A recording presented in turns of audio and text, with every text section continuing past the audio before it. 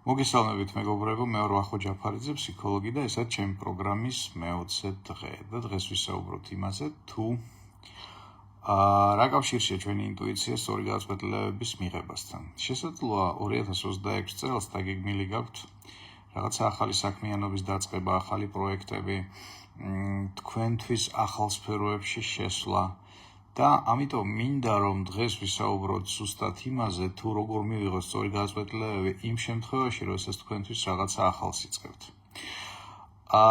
არსებობს ესეთი საინტერესო, მაგრამ მცდარი აზრი, რომ ინტუიციის პირველი პასუხი ყოველთვის არის სწორი.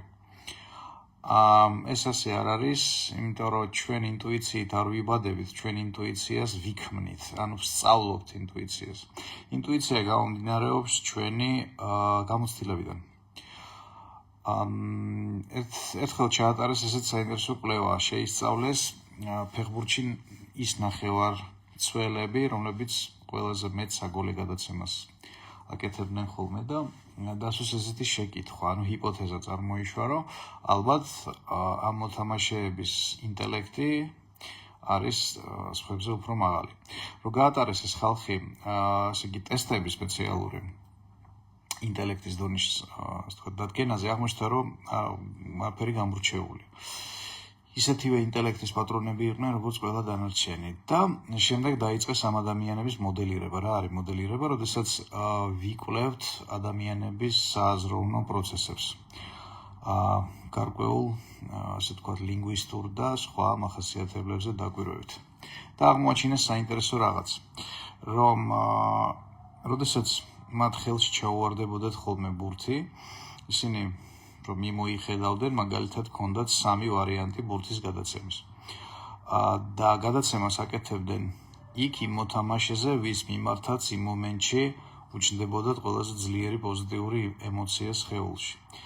ახლა თუ გავითვალისწინებთ იმას, რომ ფეხბურთის თამაში მიდის ძალიან დიდი სისწრაფით, იქ ადამიანს არ აქვს დრო, რომ რაციონალურად მიიღოს გადაწყვეტილება, გათვალოს დისტანცია, ასე ვთქვათ, ბურთის ვარდნის კუთხე და სხვა პარამეტრები. შესაბამისად, სარგებლობს ინტუიციით, მაგრამ საიდან აქვს მას ინტუიცია ამ შემთხვევაში ფეხბურთელს?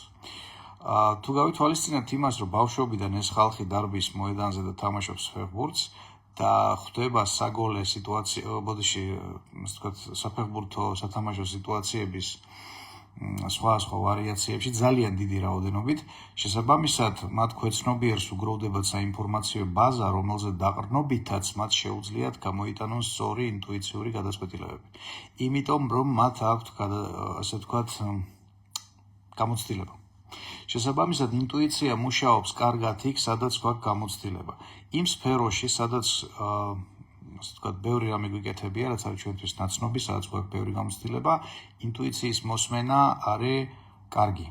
ხო, ანუ შეიძლება მას დავუგდოთ ყური. აი, იმ შემთხვევაში, თუ ვაკეთებთ ახალ რაღაცას, ახალ სფეროებში, ასე ვთქვათ, მივდივართ რაღაცა ახალ მიმართულებებში და მიმდინარეობებში, სადაც გამოცდილება არ გვაქვს, ან ნაკლებად გვაქვს, ამ შემთხვევაში ინტუიციამ შეიძლება მოგვატყუოს.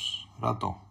იმიტომ რომ შეიძლება ახალი სიტუაციის რამდენიმე კომპონენტი, რამდენიმე პარამეტრი ამ პარამეტრებზე დაყრდნობით გამოიტანოს ესეთი მცდარი გადაწყვეტილება, რომ ეს ახალი სიტუაცია ზუსტად ისეთია, როგორც რომელიღაცა სიტუაცია მისი წარსულიდან, ხო? ანუ იხემძღვანელოს იმ გამოცდილებით, რომელიც ამ ახალ სიტუაციაში გამოსადეგარი არ არის. და შესაბამისად, თუ ამ შემთხვევაში ჩვენ ახალ სიტუაციაში ინტუიციას მივენდეთ, რისკი იმისა, რომ მივიღოთ მცდარი გადაწყვეტილებები, მატულობს. შესაბამისად, აქედან გამოგვაქვს ერთი მარტივი წესი. ჩვენთვის ნაცნობ სიტუაციებში, ნაცნობ სფეროებში, შეგვიძლია ვიხემძღვანელოთ ინტუიციით და როგორც წესი ის ამართლებს.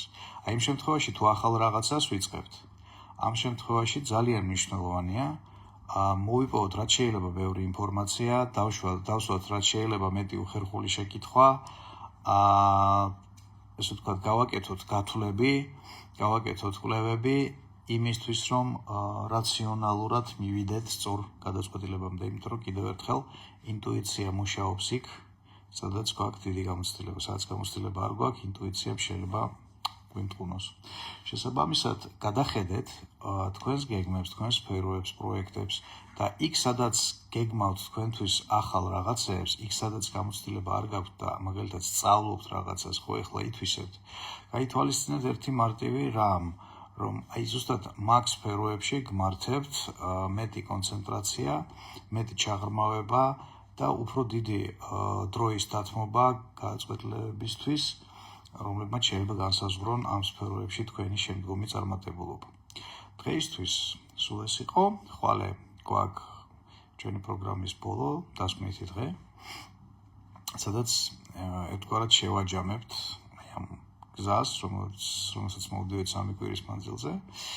თუ გსურთ, რომ ეს პროგრამა გაიაროთ, ასე ვთქვათ, ჩემს გვერდზე ნახეთ, პირველი დღიდან მოყევით და მნიშვნელოვანია, რომ ეს ვიდეოები ნახოთ და სავარჯიშოები გააკეთოთ ზუსტად იმ თანმიმდევრობით, რა თანმიმდევრობითაც არის მითითებული დღეები. გისურვებთ შედეგიან პრაქტიკას და მომავალ შეხვედრამდე.